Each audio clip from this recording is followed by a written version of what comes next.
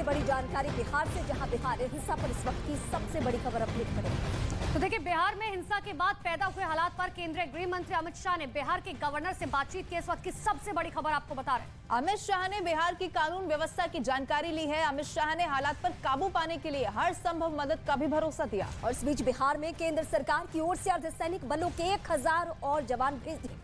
तो देखिए, केंद्र की तरफ से सीआरपीएफ, एसएसबी, आईटीबीपी के जवानों की संवेदनशील इलाकों में तैनाती की जा चुकी है। बड़ी जानकारी इस वक्त की आपको दे रहे हैं। केंद्रीय गृह मंत्री अमित शाह ने बिहार के गवर्नर से बातचीत की है हालातों को लेकर। तो इस वक्त की बड़ी खबर आपको बता रहे, संवेदनशील इलाके जो है वहां पर सुरक्षा बलों की तैनाती कर दी गई है, जिससे कि एक बार फिर से ऐसे हालात यहां पर बनने ना पाए। चंद्रमोहन ज्यादा जानकारी के साथ फोन लाइन पर हमारे साथ जुड़ गए हैं। चंद्रमोहन, इस वक्त अगर अलग अलग इलाकों की बात करें, स्थिति वहां पर क्या बनी हुई है, क्योंकि कल एक बार फिर से हिंसा हुई है और इन सबके बीच में केंद्रीय गृह मंत्री अमित शाह ने गवर्नर से बात की है।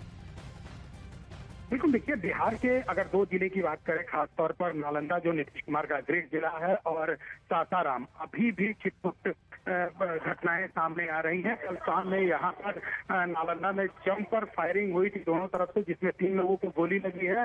तो कई जगहों पर पत्थरबाजी हुई थी जिसमें लोगों को चोटें आई है और का सर फट गया है, जिनको अस्पताल में भर्ती कराया गया है।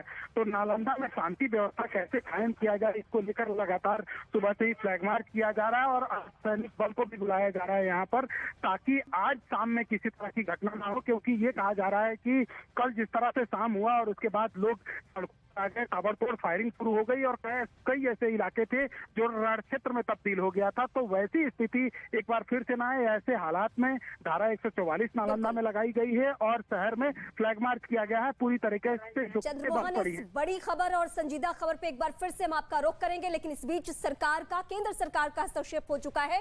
अर्धसैनिक बलों की तैनाती कर दी गई है। 1000 से ज्यादा सैनिकों की संख्या यहाँ पे है।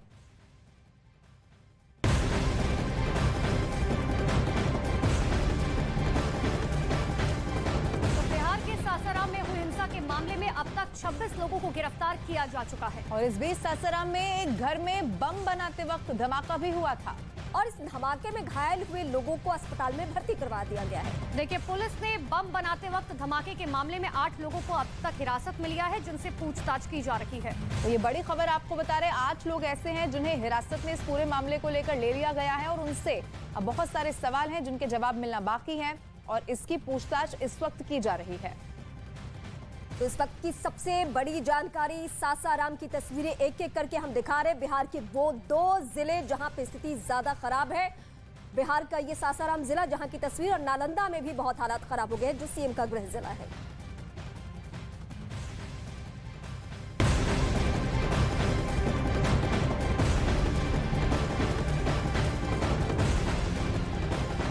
और इसी से जुड़ी एक और बड़ी खबर आपको बताएं, बिहार में नालंदा के बिहार शरीफ में हुई हिंसा के मामले में 80 लोगों को अभी तक गिरफ्तार किया जा चुका है और इस मामले में कई बदमाशों की पहचान भी पुलिस ने कर ली है। देखिए, नालंदा के डीएम शशांक शुभांकर ने बताया कि पूरे इलाके में हालात शांतिपूर्ण हैं और धारा 144 लागू कर दी गई है। डीएम शशांक शुभांकर के मुताबिक बीती रात 2 से 3 जगहों पर हिंसा की घटनाएं भी हुई हैं, लेकिन अब हालात पूरी तरीके से कंट्रोल में है और जहां जहां भी सेंसिटिव इलाके हैं वहां पे धारा 144 लागू है। तो देखिए, आपको अब हम 2 तस्वीरें दिखा रहे हैं कि आखिर किस तरीके से हालात जो हैं उन पर काबू पाने के लिए राज्य सरकार के साथ साथ केंद्र सरकार की तरफ से भी अर्धसैनिक बलों की तैनाती की जा चुकी है।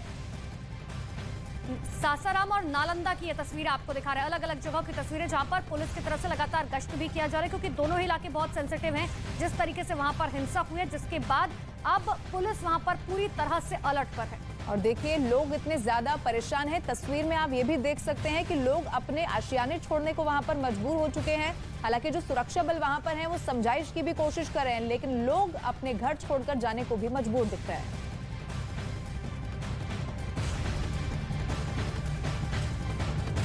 हम अभी मौजूद हैं बिहार शरीफ पहाड़पुरा बड़ी दरगाह इलाके में, जहां पर कल एक बार फिर से शाम में फायरिंग शुरू हुई थी और यही वो इलाका है जो रण क्षेत्र में तब्दील हो गया था। यहाँ पर फायरिंग के दौरान 2 लोगों को गोली लगी, जिसके बाद उनको अस्पताल भेजा गया। तो वहीं दोनों तरफ से ताबड़तोड़ फायरिंग और जमकर पत्थरबाजी की गई, जिसमें कई लोग घायल बताए गए हैं। और ऐसे में अभी तक इस पूरे मामले में 80 लोगों को गिरफ्तार किया गया है। तो वहीं धारा 144 लगा दी गई है और अर्धसैनिक बल को भी बुलाया गया है। तो जाहिर सी बात है, जब रामनवमी का जुलूस निकला था उसके बाद ताबड़तोड़ उसके ऊपर पत्थरबाजी हुई और उसके बाद से ही लगातार एक तरह से कहा जाए तो बिहार शरीफ में हिंसा भड़की हुई है। हालांकि कल दिन भर पूरा माहौल शांत रहा, लेकिन शाम होते ही ताबड़तोड़ फायरिंग शुरू हो गई। और अब तक जो जानकारी मिली है उसके मुताबिक बिहार शरीफ शहर में 4 जगहों पर फायरिंग हुई थी, जिसमें 3 लोगों को गोली लगी, जबकि एक जगह जमकर पत्थरबाजी हुई जिसमें कई पुलिसकर्मी घायल हुए थे। एक पुलिसकर्मी का सर भी फट गया था। तो जो घायल थे उनको अस्पताल में भर्ती कराया गया है, लेकिन माहौल अभी भी तनावपूर्ण बना हुआ है। आज का शाम जो है वो प्रशासन के लिए सबसे बड़ी चुनौती है कि प्रशासन किस तरह से इस पूरे घटना को टैकल करती है, किस तरह से नियंत्रित करती है। हालांकि डीएम के तरफ से ये ज़रूर कहा गया है कि पूरे मामले को शांत करने के लिए आज वार्ड पार्षदों की बैठक बुलाई गई है और जब वार्ड पार्षदों की बैठक खत्म होगी उसके बाद साफ हो पाएगा कि शाम में किस तरह से पुलिस फ्लैग मार्च करती है और पूरे मामले को शांत करती है। लेकिन पहाड़पुरा इलाके के बड़ी दरगाह में कल जिस तरह से ताबड़तोड़ फायरिंग हुई, जिसमें कई लोग घायल हुए, साफ तौर पर ऐसे में समझा जा सकता है कि पुलिस के लिए ये एक बड़ी चुनौती थी। और अगर पहले से तैनाती की गई होती, पहले से कोई कारगर कदम उठाया गया और रहता, तो शायद दूसरे दिन भी इस तरह की घटना सामने नहीं आती। हमारे साथ मौजूद हैं नालंदा डीएम शशांक शुभंकर जी।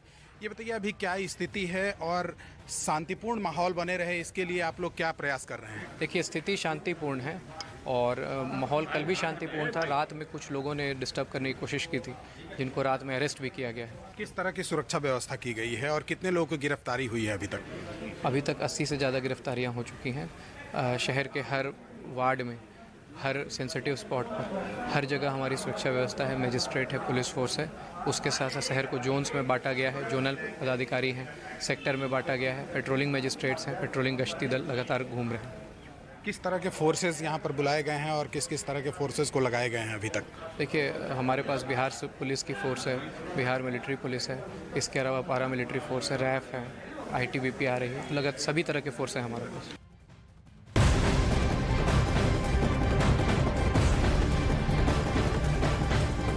बिहार के सासाराम में दूसरे दिन भी हालात बेहद तनावपूर्ण रहे हैं। देखिए, हिंसा और बवाल को देखते हुए प्रशासन ने सासाराम के सभी स्कूल और कोचिंग सेंटर्स को 4 अप्रैल तक बंद रखने के आदेश जारी कर दिए हैं। तो इस वक्त की ये बड़ी खबर आपको बता रहे हैं, क्योंकि ये इलाका बहुत ज्यादा सेंसिटिव हो चला है। 4 अप्रैल तक सभी स्कूल और साथ ही जो कोचिंग सेंटर्स हैं वो बंद रहेंगे। इस वक्त की ये बड़ी खबर आपको बता रहे हैं, 4 अप्रैल तक सभी स्कूल बंद रखे जाएंगे, इसका आदेश जारी कर दिया गया है। जब तक पूरी तरीके से स्थिति कंट्रोल में ना आ जाए तब तक प्रशासन की तरफ से ये कदम उठाए जा रहे हैं। हालांकि दोनों ही सरकारों की, यानी राज्य की सरकार और केंद्र की सरकार, संजीदगी से इस पूरे मामले को देख रहे हैं और ऐसे वक्त में, इस नाजुक वक्त में लोगों को भी अपनी जिम्मेदारी समझते हुए प्रशासनिक टीमों को पूरी तरीके से मदद करनी चाहिए और कहीं भी इस तरीके के कोई उपद्रवी छिपे हुए हो तो उनकी पहचान जरूर करवाए। तो देखिए, बड़ी खबर इस वक्त की आपको बता रहे हैं, जहां पर 4 अप्रैल तक स्कूल और कॉलेज, कोचिंग सेंटर्स भी बंद करने के आदेश राज्य सरकार की तरफ से दिए जा चुके हैं, क्योंकि स्थिति जो है बहुत तनावपूर्ण बनी हुई है। सासाराम की बात करें या नालंदा की बात करें, दोनों ही जगह पे स्थिति देखिए, वो तस्वीरें भी आपको दिखा रहे हैं। इतना ही नहीं, वहां की तस्वीरें ऐसी भी सामने आ रही है कि लोग पलायन करने को मजबूर हो चुके हैं, क्योंकि वहां पर लोगों के लिए अब जीना बहुत मुश्किल हो गया है। लेकिन इसी बीच बड़ी जानकारी है कि 4 अप्रैल तक स्कूल, कॉलेज और कोचिंग सेंटर्स बंद करने के आदेश राज्य सरकार की तरफ से दिए गए हैं। और देखिए, सासाराम बहुत सेंसिटिव इलाका है और इसीलिए अर्धसैनिक बलों की तैनाती कर दी गई है। स्कूल और कोचिंग सेंटर्स को बंद रखने का आदेश जारी कर दिया गया है।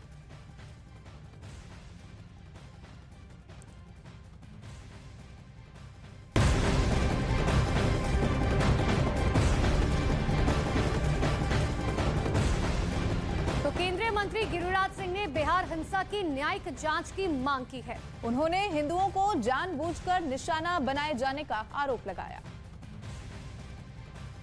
ये जानबूझ करके संरक्षण में हिंदुओं के ऊपर सोची नालंदा में तो 200% सोची समझी।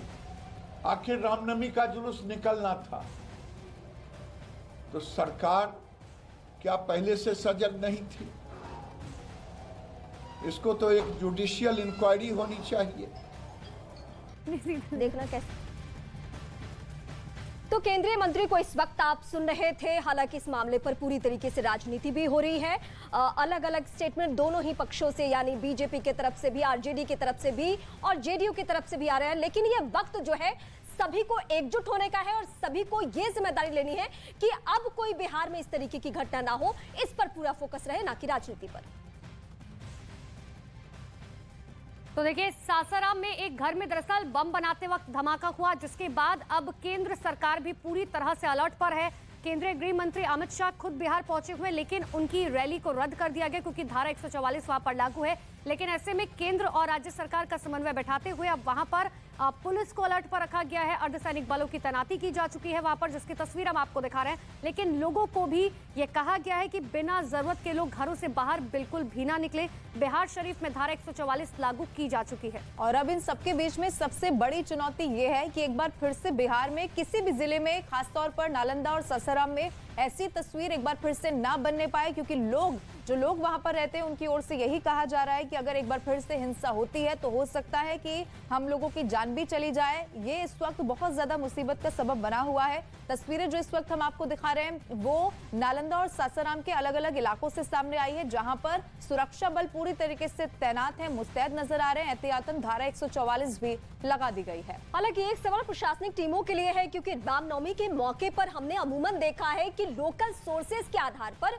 पुलिस बल की तैनाती होती है और वो अपने सोर्सेज को अलर्ट रखते हैं कि कहीं कोई संजीदगी वाली घटना ना हो, कहीं कुछ इस तरीके से माहौल ना बने। लेकिन अगर इतनी बड़ी घटना हो जाती है और रामनवमी को गुजरे हुए 2 दिन से ज्यादा वक्त गुजर गया, अगर आज भी वहां लोगों को डर डर के इन 2 जिलों में रहना पड़ रहा है, तो पूरा फेल्योर प्रशासनिक टीम का है। और लेकिन देखिए, इन सबके बीच में सबसे बड़ा सवाल ये है कि आखिर ये हिंसा के गुनहगार कौन है, जिनको ढूंढने के लिए अभी भी देखिए पुलिस की तरफ से लगातार कोशिश की जा रही है। हालांकि 26 लोगों को गिरफ्तार किया जा चुका है, लेकिन इन सब के बीच में सबसे बड़ी बात यह है कि देखिए तैनाती पुलिस वालों की किस तरीके से की जा चुकी है। लॉ एंड ऑर्डर को मेंटेन करना है और इसीलिए केंद्र सरकार की तरफ से भी आदेश जारी किए गए हैं कि किसी भी स्थिति से निपटने के लिए पूरी तरीके से राज्य सरकार और राज्य पुलिस जो है वो तैयार रहे। और इसीलिए केंद्र सरकार की तरफ से अर्धसैनिक बलों की टुकड़ियां भी तैनात की जा चुकी हैं।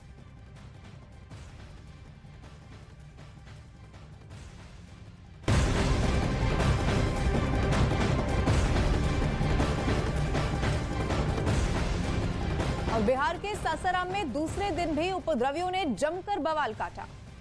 देर शाम से पथराव और फायरिंग भी की गई। हालात को काबू करने के लिए खुद डीएम और पुलिस के अधिकारी वहां मौजूद रहे। देखिए, तनावपूर्ण हालातों को देखते हुए भारी संख्या में पुलिस बल की तैनाती की गई।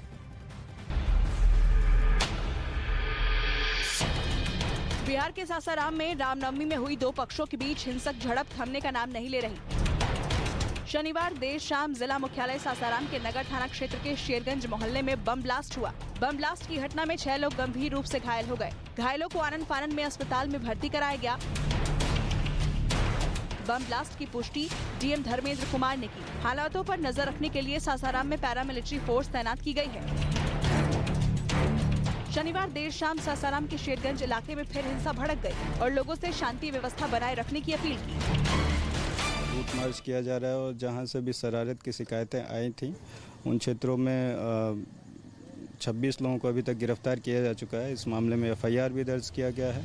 शनिवार देर शाम सासाराम के शेरगंज इलाके में फिर हिंसा भड़क गई और कुछ लोगों ने बमबाजी की, जबकि इलाके में पथराव की भी खबर है। घायलों को अस्पताल में भर्ती करवाया गया। हिंसा और तनावपूर्ण हालातों को देखते हुए सासाराम के सभी स्कूलों को भी 4 अप्रैल तक बंद रखने के निर्देश दिए गए हैं। इसके अलावा जिले में इंटरनेट सेवा भी अगले आदेश तक बंद कर दी गई है। कुछ इलाकों में हिंसा की दहशत में लोगों के पलायन करने का भी दावा किया गया, लेकिन पुलिस अधिकारियों ने इसे नकार दिया है। पुलिस ने सासाराम में हिंसा भड़काने के आरोप में अब तक 26 लोगों को गिरफ्तार किया है, जबकि हिंसा करने वाले बाकी लोगों की भी पहचान की जा रही है। पुलिस अधिकारियों के मुताबिक शांति व्यवस्था बनाए रखने के लिए सासाराम को कई सेक्टर में बांटा गया है और हर सेक्टर की निगरानी की जा रही है।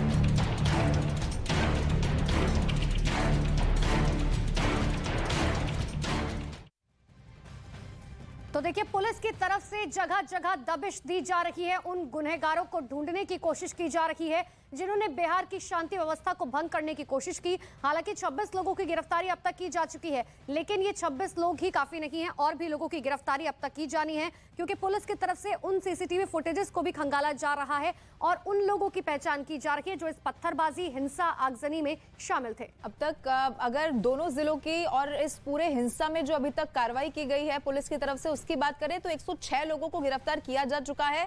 जो बाकी आरोपी हैं इस हिंसा में जो शामिल रहे, उन तक भी पहुंचने की कोशिश की जा रही है। जो सेंसिटिव एरियाज हैं वहां पर धारा 144 लगा दी गई है। और देखिए, जो तस्वीरें भी आप देख रहे हैं वहां पर भी आपको नजर आएगा कि कैसे मुस्तैदी से जो सुरक्षा बल है वो भी लगातार डटे हुए हैं।